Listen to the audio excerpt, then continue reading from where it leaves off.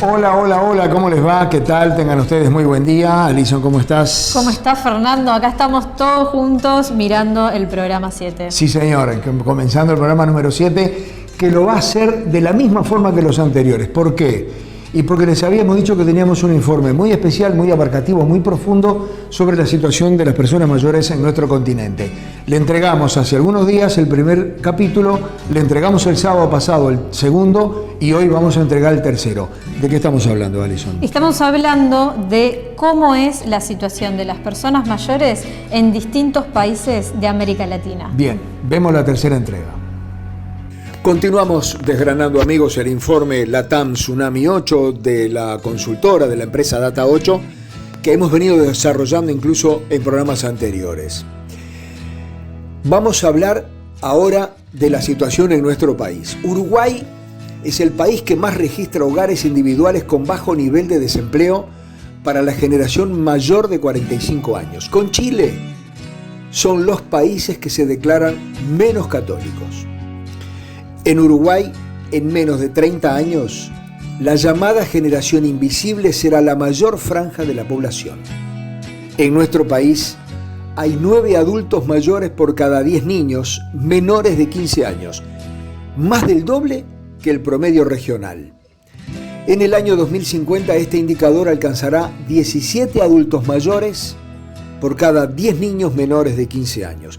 Y en el 2050 el porcentaje más alto de la población uruguaya se va a concentrar en la franja de 50 a 54 años para ambos sexos. ¿Qué pasa con la salud? El acceso a la salud. El 97% de la población uruguaya está cubierta por algún servicio de salud.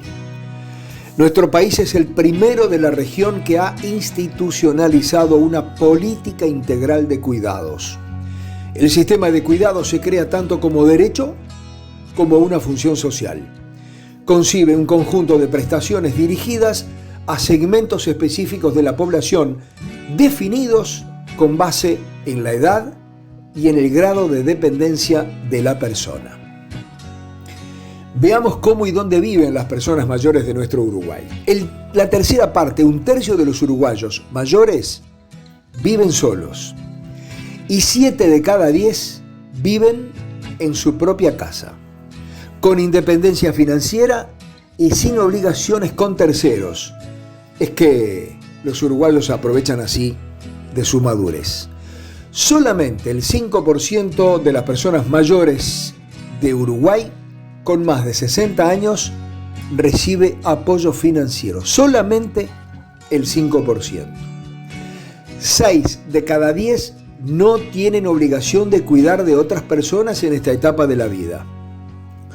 La digitalización llegó para quedarse. El 93% de los latinoamericanos con más de 45 años tiene smartphone. E inclusive en la franja de más de 65 años, la penetración se mantiene. Vean, 9 de cada 10 adultos mayores declaran tener esa herramienta de comunicación. Argentinos y uruguayos, junto con los chilenos, somos los más tecnológicos, ya sea por una cuestión de poder económico o familiaridad con las herramientas. La población entrevistada en estos países, especialmente la generación invisible de 45 a 54 años, tiene mayor presencia de la tecnología en su rutina diaria. 9 de cada 10 latinoamericanos mayores de 45 años acceden a Internet todos los días. Entre la población mayor de 65 años, 8 de cada 10 están conectados diariamente. En un análisis de clase, inclusive, quien tiene ingresos de hasta 2 salarios mínimos, estar online hace parte de su rutina. Por ejemplo, el 77% se conecta todos los días. En una visión comparada por países y generaciones, colombianos y mexicanos son los menos conectados, colombianos y mexicanos. Estos países son los que registran un menor porcentaje de tenencia y o propiedad de tecnologías en la población investigada.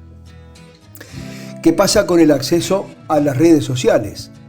WhatsApp Facebook e YouTube son las redes más utilizadas por los latinos que tienen más de 45 años. Con una penetración sorprendente en toda la región, WhatsApp está en la rutina social y profesional de toda la población adulta. Con una oferta muy diversificada, YouTube también es una fuente de aprendizaje para todas las personas y Facebook tiene mayor relevancia para el público femenino. En nuestro programa del próximo sábado seguimos desgranando este informe LATAM Tsunami 8 de la consultora Data 8. Bien amigos, seguimos adelante. Una de las cosas de las cuales las personas mayores, no solo las personas mayores, todos, pero con más énfasis en las personas mayores es el tema de la nutrición. Y si será un tema muy importante, que hay que cuidar mucho varios factores al momento de uno alimentarse. Bien, hablamos con una nutricionista, Laura García, y esto nos decía. Vos sabés mejor que yo, Laura, que la gente no domina muy bien el tema de si como esto no tengo que comer aquello, o si necesito tal cosa tengo que comer irremediablemente esto. En términos de productos, lo único que diferenciamos es la fruta del resto de la comida. Pero el resto de la comida es diferente, no es lo mismo comer fideos que comer carne. ¿Qué es lo que no debe faltar nunca a lo largo del día, por ejemplo? Por ejemplo, no puede faltar los lácteos, por ejemplo la leche, el queso, el yogur, después frutas y verduras, por el aporte de vitaminas, minerales y fibra, y las carnes por el aporte de proteínas. Bien, ¿te acordás de memoria las 4 o 5 cosas que me acabas de decir? ¿En qué cantidades aproximadamente? Y 2 tazas de leche al día. Después en el adulto mayor sería para cubrir los requerimientos de calcio, el aporte de, por ejemplo, un postre lácteo, una crema, un flan, un vaso de yogur. Después las carnes se estiman necesarias una vez al día, principalmente en el almuerzo, y después frutas y verduras se estiman 5 porciones diarias más o menos. Imaginemos a alguien que nos está viendo y que rechace los lácteos. ¿Cómo se puede sustituir alguno de los productos derivados de la leche? Y se pueden sustituir, por ejemplo, con productos derivados de la soja, por ejemplo, porque aporta proteínas la soja. Bien. Es un buen producto que se puede utilizar. ¿Y lo mismo carne de pollo que de vaca, que de cerdo, que de pescado? No, no es lo mismo. Por ejemplo, las carnes de vaca son tienen más cantidades de grasas saturadas. El pollo siempre se recomienda, es una carne blanca, se recomienda siempre comerla sin piel, y el pescado es fundamental por lo menos una vez por semana por el aporte de omega 3 y omega 6, que son ácidos grasos esenciales, fundamentales para la dieta. Es lo mismo tomar agua que tomar cualquiera, No quiero nombrar a ninguna para que nadie se me ofenda. Es lo mismo tomar agua para el organismo, digo, ¿no? Sí. No para el paladar y para todas esas historias. Es lo mismo tomar agua que tomar vino, gaseosas, cerveza. ¿Es lo mismo? ¿Es líquido igual? No, no es lo mismo. El agua en sí nos hidrata, no nos aporta calorías. Ya las bebidas, por ejemplo, refrescantes, efervescentes, alcohólicas, ya nos aportan otro tipo de componentes. Por ejemplo, el azúcar, el alcohol, que no son muy beneficiosos. Hemos asistido en los últimos tiempos a algo que se llaman los octógonos que aparecen en los productos, donde nos advierten sobre el exceso de sal, azúcar y grasa. ¿Las 3 cosas son iguales de dañinas? Sí, las 3 cosas son en proporciones elevadas, son dañinas, las 3. ¿Las grasas qué daño nos harían, por ejemplo? Las grasas, por ejemplo, en un consumo elevado nos sube el colesterol, somos más propensos a enfermedades cardiovasculares. ¿El azúcar en exceso? El azúcar en exceso... Lo único que yo sé es que puede traer diabetes, pero no sé más. El exceso de azúcar nos predispone a la obesidad, al sobrepeso, a la diabetes. Bien. ¿Y el exceso, te dije grasa y azúcar? Sí, y sodio. ¿Y sal? ¿El exceso de sal? Y el exceso de sodio nos predispone a la hipertensión arterial. La mejor solución para la hipertensión arterial es dejar de consumir sal. Sí, la mejor opción. Los alimentos ya tienen su sodio natural. No es necesario agregarle. ¿Todos tienen sodio natural? Sí, ¿El todos. arroz también, que es incomible sin sal? Sí, todos tienen. ¿También tienen? Sí, se pueden buscar la utilización de condimentos para poder sustituir Claro. el sabor, ¿no?, del sodio. Claro, y no hace mal. No hace mal. Bien, y los edulcorantes que se pueden sustituir a la hora de evitar el azúcar, ¿son dañinos en alguna medida? Porque No. hay un mito también por ahí que pueden traer. Hoy en día los edulcorantes no provocan daño y pueden ser utilizados perfectamente. Yo sé que los y las nutricionistas odian a los productos procesados y ultraprocesados, pero explicarle a la gente de qué se trata eso. Bueno, los productos ultraprocesados tienen procesos en la industria, agregados de aditivos que a veces no son muy recomendables, y bueno, tienen un contenido de grasas saturadas y azúcares que por eso, al tener un alto contenido, no son recomendados. Lo más rico, las cosas más ricas que aparecen en el mercado son las cosas peores, ¿verdad? Sí, a veces sí. Casi siempre. Casi siempre. Bien. ¿Qué pasa con esa otra cosa que odian los y las nutricionistas? Esas dietas caseras que a la vuelta de la esquina Sí. nos recomienda Juan, Pedro y Luis. ¿Hay dietas buenas y hay dietas malas? Digo, a la hora de pretender adelgazar por las de uno, ¿no? Sí, y yo siempre digo, lo importante es informarse, porque siempre cuando se busca una dieta o una dieta de adelgazamiento, más allá que nos debe permitir bajar de peso, no debemos de dejar de consumir determinados alimentos que sí son fundamentales por su aporte de nutrientes. Laura, muchas gracias. Bueno, muchas gracias.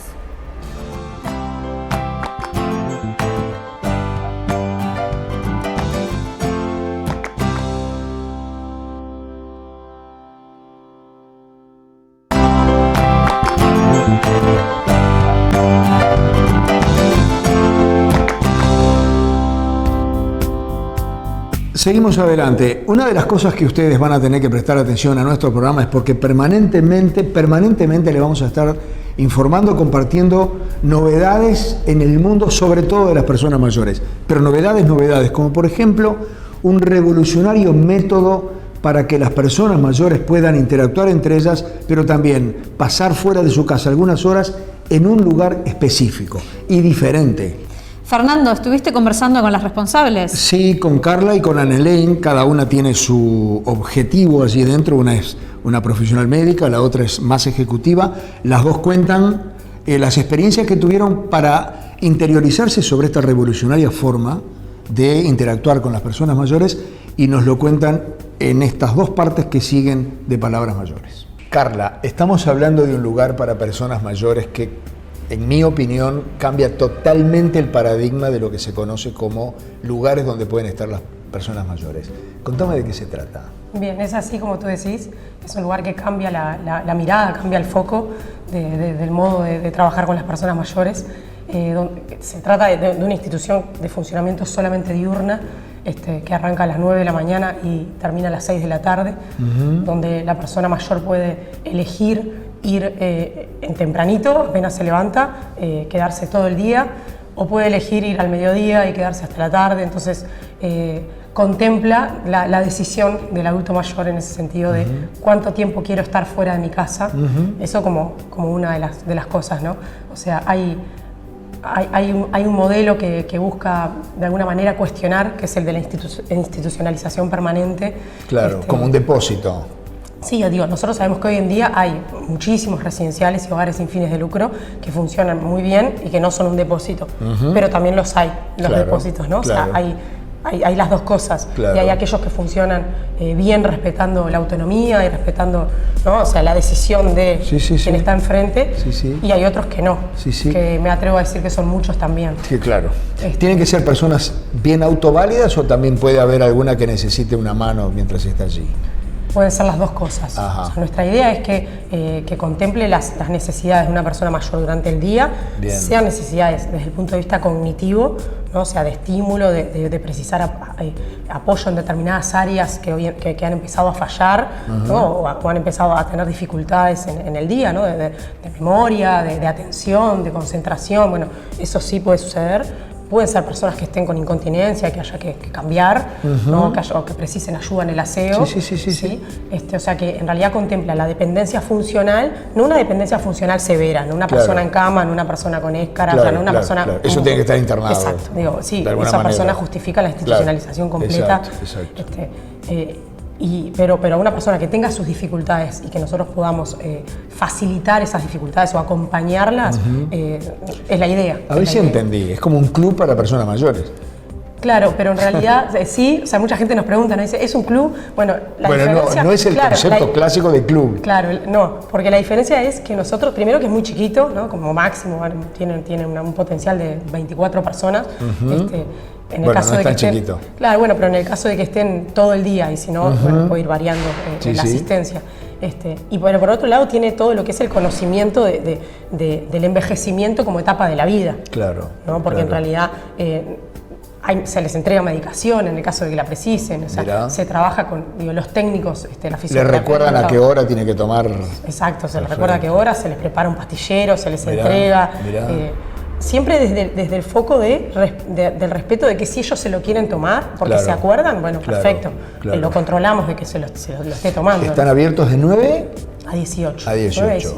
¿Todos los días? O de lunes a viernes. De lunes a viernes. Claro. Y ellos pueden ir a las 9, o a las 10, o a las 11, o a las 12, quedarse una hora o quedarse todo el día. En realidad lo que no sería, a una hora no, por ejemplo. O sea, no van a hacer no voy, me tomo un café y me voy. Claro, eso no.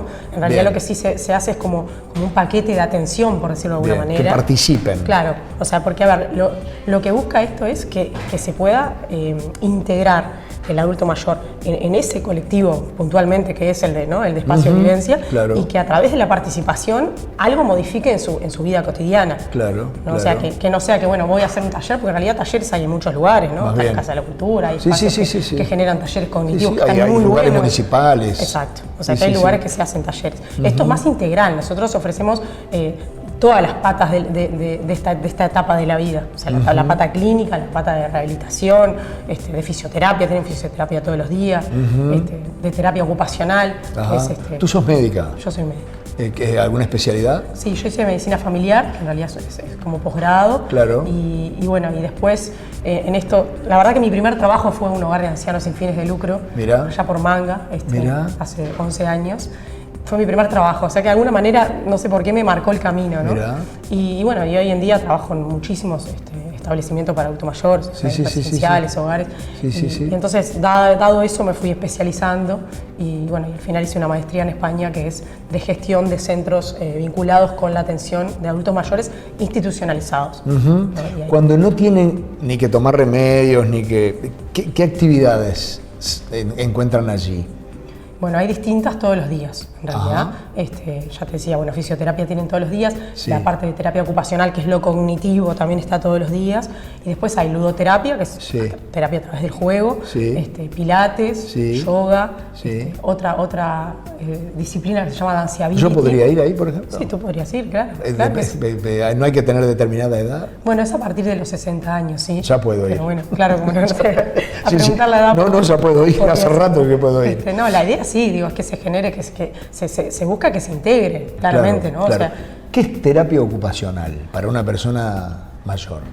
Bueno, está buena tu pregunta. La terapia ocupacional, yo porque como voy a ir para saber. Ahí va, en realidad busca contemplar la parte cognitiva en primer lugar, o sea que si no se perdió nada, bueno, no se pierda, o sea que la cabeza esté activa, ¿no? Así como a ti te mandan a hacer ejercicio físico, nosotros decimos, bueno, no es solo ejercicio físico muscular, también es ejercicio físico mental. Y hay que hacerlo, no hay que dejar de leer, no hay que dejar de hacer ejercicios, cuentas, cosas que lleven a buscar la ejecución de actos, ¿no? Entiendo. Entonces todo lo que es cognitivo, el terapeuta ocupacional lo tiene dominado y estudia para eso, no sabe de eso mucho más que muchos médicos también, ¿no? O sea, no es que los médicos más bien. Para nada. Entiendo.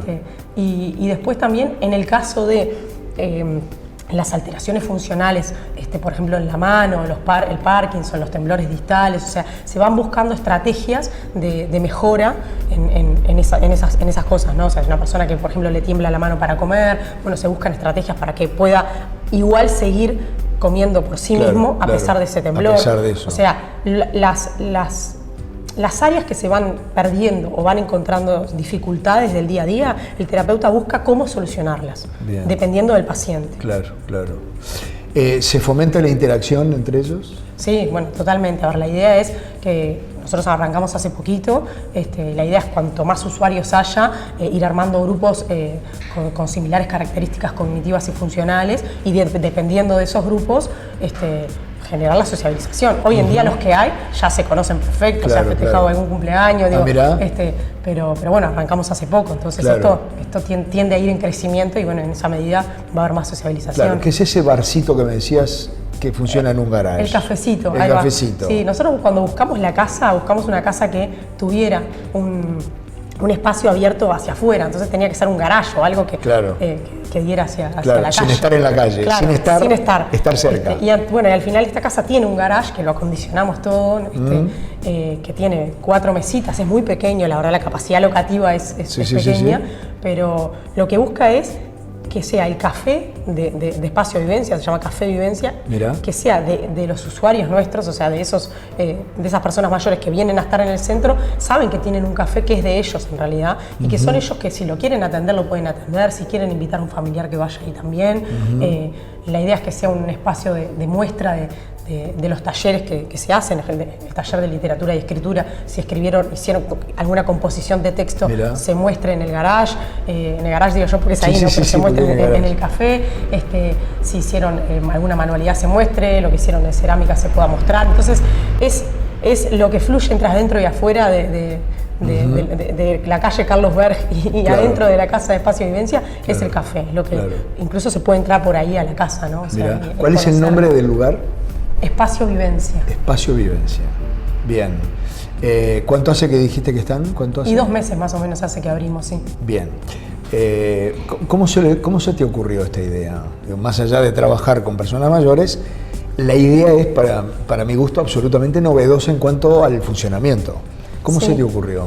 Bueno, en realidad es una búsqueda de años, ¿no? O sea, de trabajar con la persona mayor, de escuchar a la persona mayor institucionalizada, porque hay una realidad, a ver, muchas personas eligen mediante su propia voluntad y haciendo uso de su autonomía real, eligen institucionalizarse y eso está genial, o sea, eso está bien. O sea, yo quiero como Sí.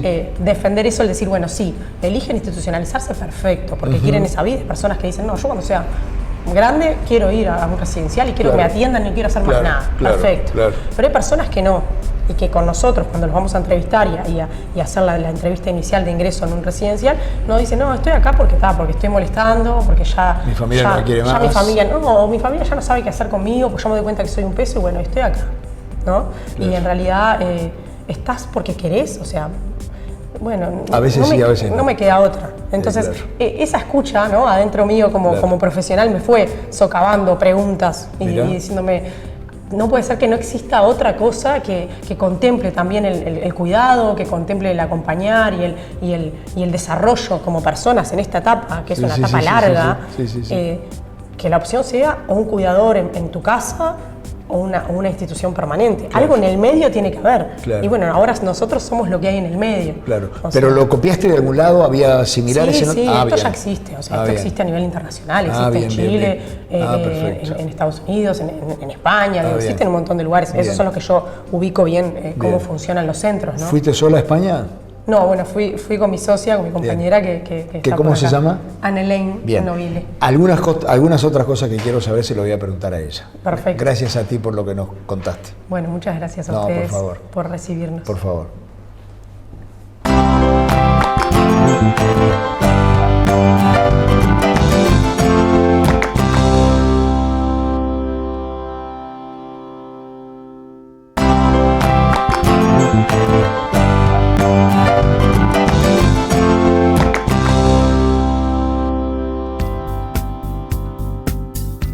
Annelaine, ¿desde cuándo conocías a Carla?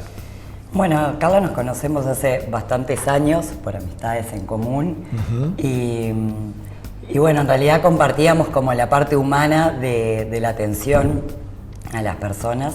Yo estudié algo relacionado. Yo estudié la licenciatura de instrumentación quirúrgica. Ajá. Y a la vez hice una especialización en administración y gestión en sistemas de salud. Mira. Entonces, bueno, ahí como que empezamos, Carla ya tenía esta idea, siempre trabajó, como te contaba, con Sí, vejeces. sí. Y bueno, y me parecía súper interesante también sus relatos y conocer un poco más sobre el tema. Y bueno, empezamos a caminar en su idea juntas. Visitamos algunos centros, estuvimos en España. ¿Tú fuiste con ella? Fui con ella, Ajá. que bueno, guiada un poco también por su tutor que estaba en la maestría con ella. Sí. Bueno, nos acompañó un poco en ese proceso, visitamos algunos centros, empezamos a interiorizarnos más en el tema. Y bueno, y hoy estamos haciendo como un buen equipo en cuanto ella está en la parte más clínica y en la parte de que tiene mucha experiencia en esto, y bueno, yo un poco con estudios. Sos el brazo ejecutor. Exacto. De sus ideas. ¿Y te gusta la idea? Sí, me encanta. Sí. Me encanta el proyecto. Cuando lo empezamos a armar era como las dos todo el tiempo pensando cosas, y nada, creo que en realidad es muy rico, tiene muchas patas. Me parece que es algo muy novedoso. Acá en Uruguay, de hecho, no existía una institución así. Y Con creo que este tipo y con este funcionamiento no. Exacto, y creo que está bueno para que se replique, para que sea un poco como la vejez del futuro, te diría, para que se pueda, la persona pueda elegir qué es lo que quiere hacer, un poco como te decía Carla. Hay gente que sí quiere institucionalizarse, claro, o no tiene otra opción, y bueno, y que exista esto ahora, por ejemplo, es esa posibilidad de elegir de qué queremos hacer también, ¿no? Y de escuchar qué es lo que quieren hacer. No le pregunté a Carla, pero si tú la conoces me vas a contestar tú.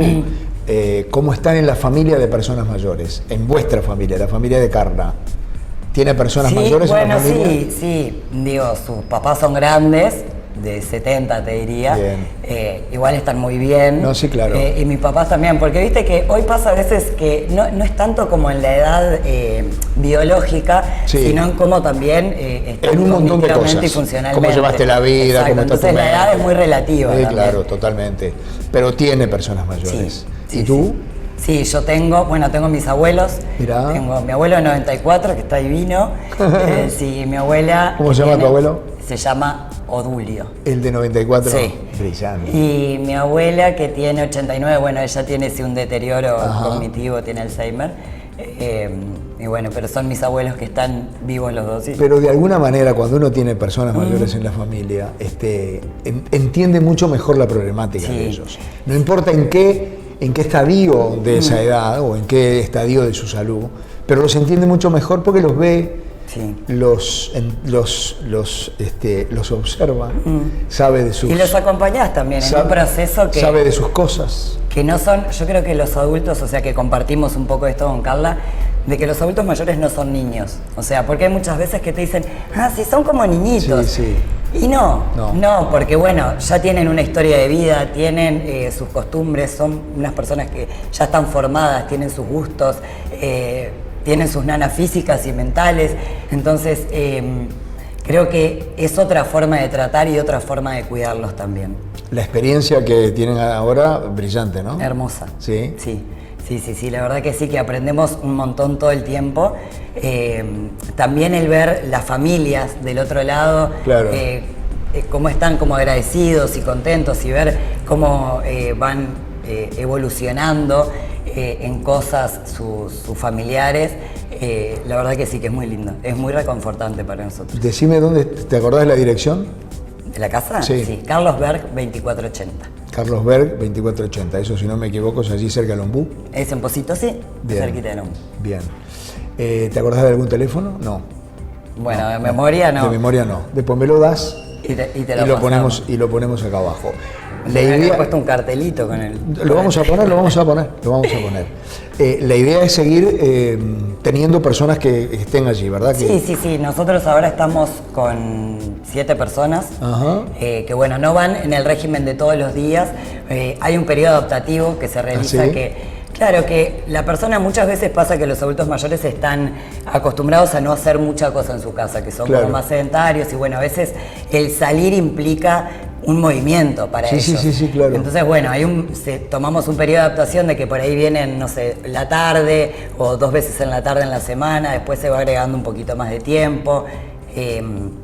Y bueno, y algunos días, por ejemplo, tenemos 4 o 5 en simultáneo, otros días 3, Mirá. porque vienen, por ejemplo, 2 veces por semana o 3 veces por semana. Sí. Y hay una persona que ya está yendo todos los Ellos días. aprenden de ustedes y seguramente ustedes aprenden de ellos. Sí, totalmente. Y en la carrera del aprendizaje se va perfeccionando. Sí, y el grupo humano, la verdad que tenemos de tanto las terapeutas ocupacional como las fisioterapeutas, los talleristas, son todos como muy enfocados también, aparte en el acompañar el proceso, son muy humanos. Entonces Eso ha creado, es muy importante para la persona mayor. Es muy importante y es muy importante trabajar también desde la paciencia, ¿no? Claro. Hay un montón de valores que hay que tener para trabajar con un adulto mayor, que bueno, que es un poco lo que nosotros buscamos tras varias entrevistas y juntadas que hicimos con los talleristas, como para Claro. poder entender, para que ellos puedan entender de qué iba la institución Más bien. y qué buscábamos en el que iba a estar con nosotros acompañando esto. Claro. Que es muy importante de que todos en equipo como que vayamos para el mismo lado. Es que los que están en contacto con ellos son los principales responsables Exacto. de que la idea que ustedes tienen se lleve a la práctica. Exacto. Y no quede por allí Totalmente. recortada, ¿no? Totalmente. Bueno, te agradezco mucho muchas gracias a ustedes. estos detalles de una experiencia absolutamente novedosa en Uruguay. Me decía Carla que ya hay en otros países. Acá en Uruguay yo no conocía ninguna con este estilo, así que bueno, les deseamos toda la suerte del mundo y las pantallas de Palabras Mayores están a la orden. Muchas gracias por recibirnos. Por favor. Bien amigos, seguimos adelante. La psicología aplicada a las personas mayores es lo que nos convoca a continuación, Alison. Estuvimos conversando con Enzo, que él es un psicólogo especialista en personas mayores, y justamente las temáticas sobre las que trabaja es de duelo, pero distintos tipos de duelo. No necesariamente por una muerte. Exactamente.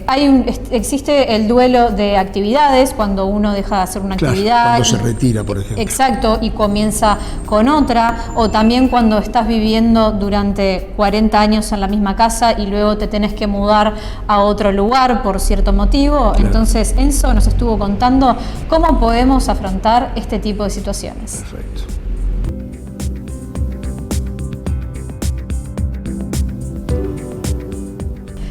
Bienvenido, Enzo, al programa. Muchas gracias, Alison. Muchas gracias a la audiencia.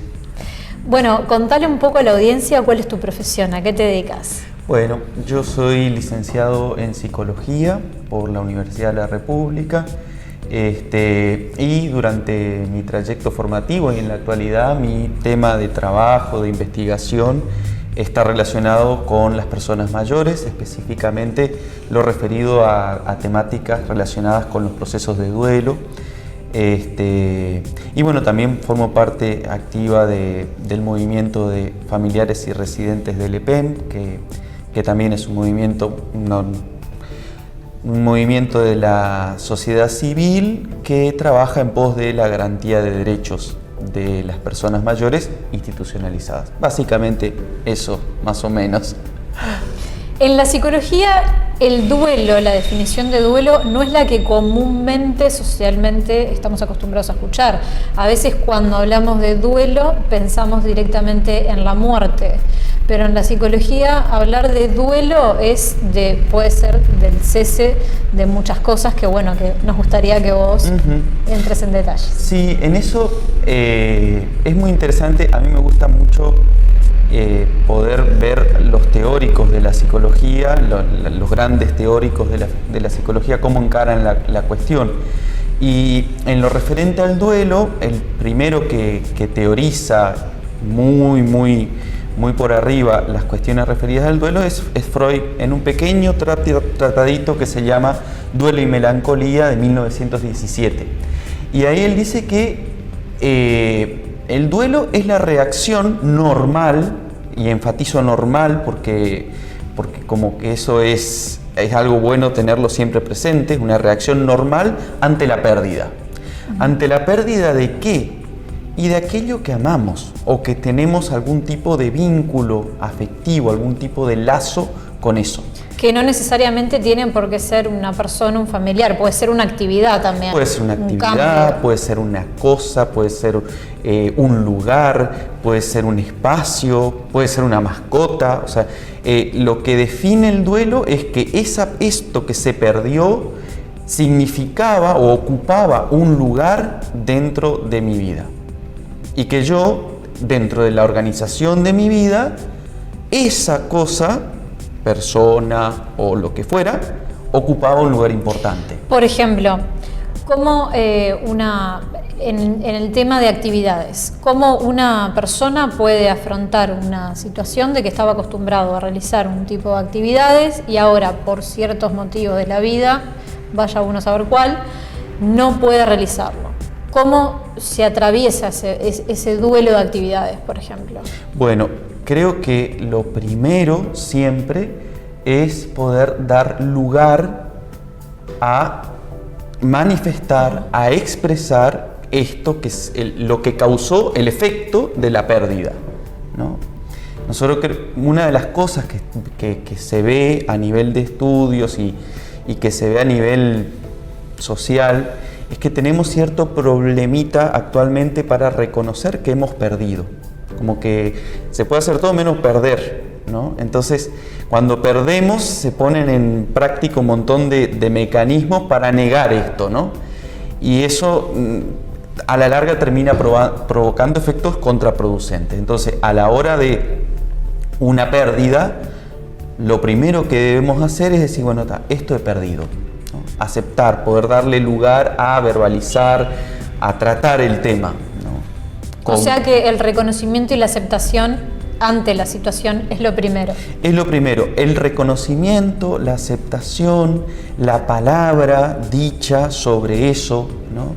Y claro, ahí es son los sujetos en su comunidad, ¿no? Porque muchas veces pasa que ante el deseo de querer hablar sobre lo que hemos perdido y sobre cómo eso nos ha impactado, de parte de la comunidad no se encuentra un interlocutor que valide esa palabra, en el sentido de que escuche eso que se quiere decir, eso que se está pasando.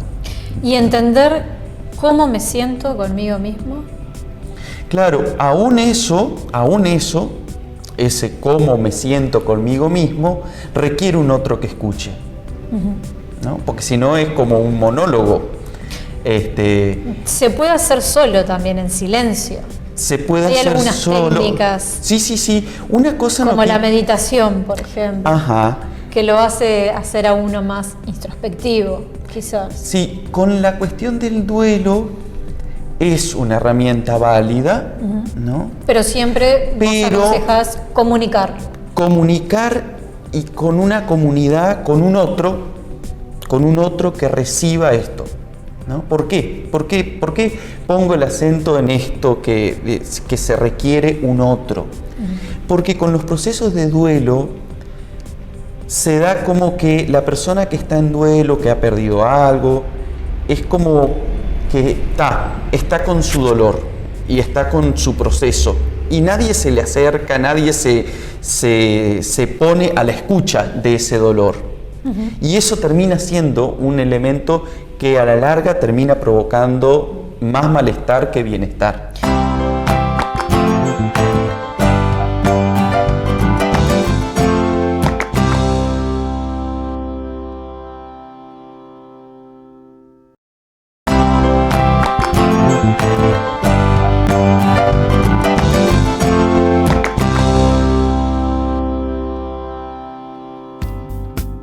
Bien, y entonces, si quiero hablar con alguien, ¿cómo me doy cuenta quién es la persona indicada que me puede escuchar?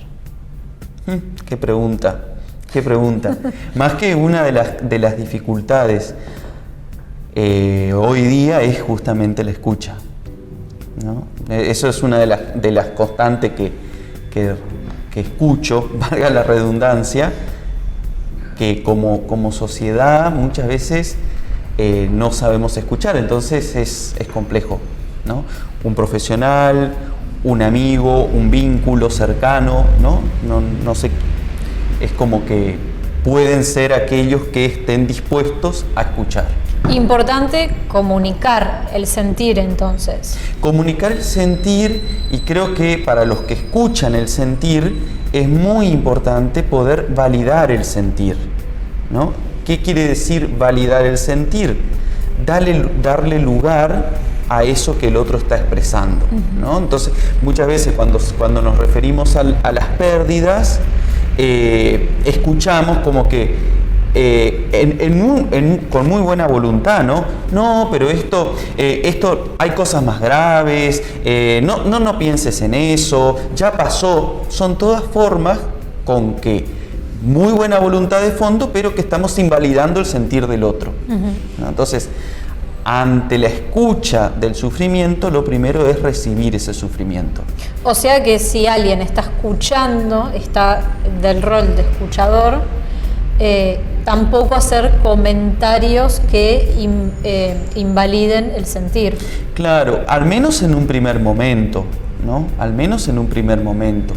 Porque eso causa un efecto que el otro, el que está expresando el sentir, primero que expresar nuestros dolores y sobre todo nuestras pérdidas, no es un ejercicio que fácil, salga instantáneamente, claro, Una persona que está hablando de lo que sufre y sobre todo de lo que ha perdido y de lo que ha significado eso para sí misma, está haciendo un ejercicio muy grande de salir de ese sí mismo y decir, bueno, abrirse.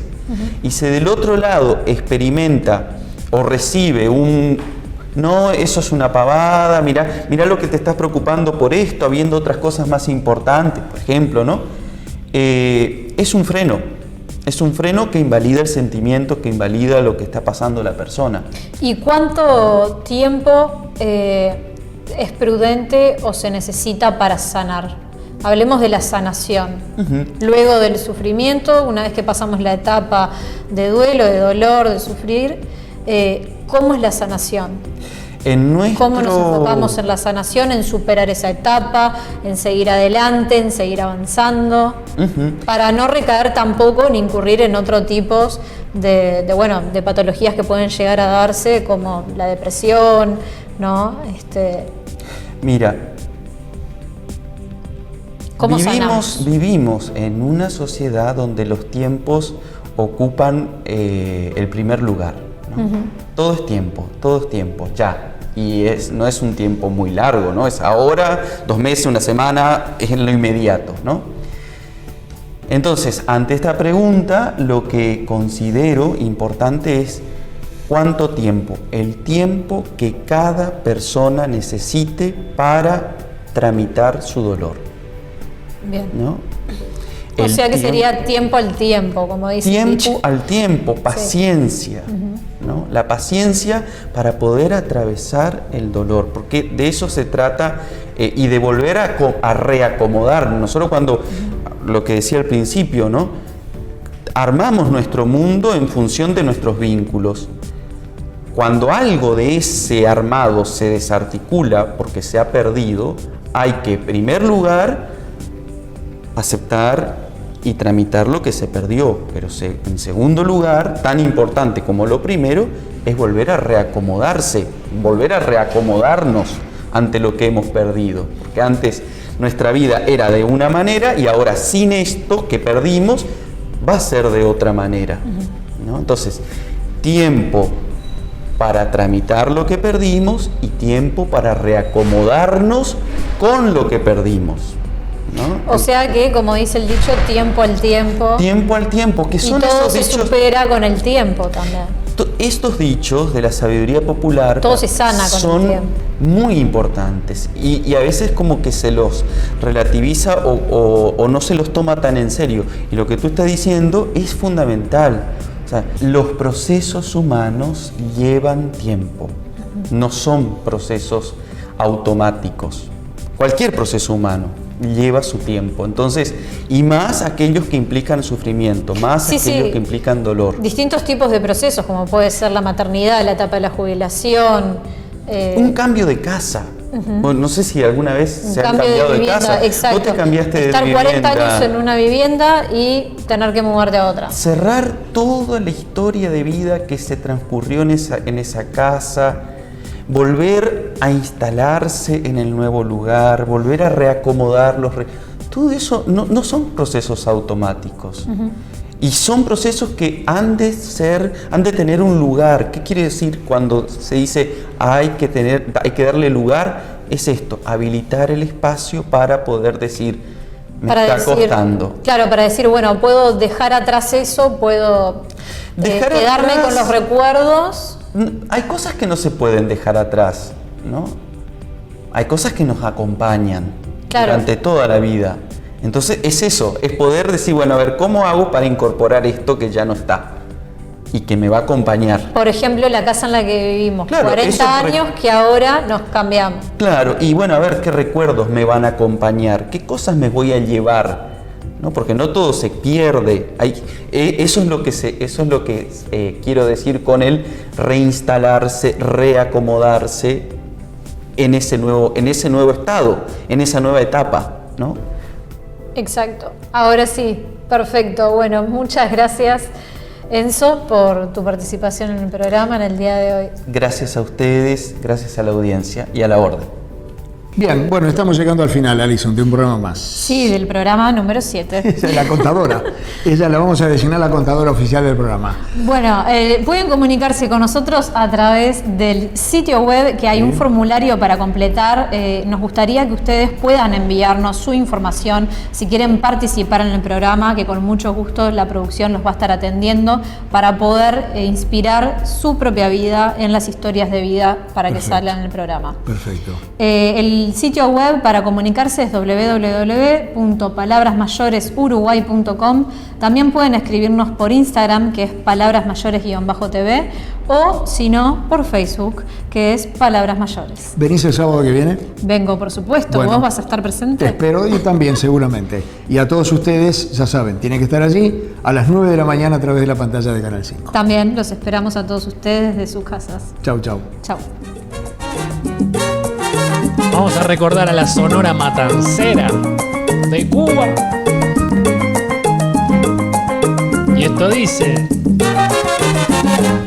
Anoche soñé contigo, soñé una cosa bonita, qué cosa maravillosa y cosita linda, mamá. Soñaba que me querías, soñaba que me besabas y que en mis brazos dormías, ay cosita linda, mamá chiquita, tan lindo tu cuerpecito, bailando este meneíto.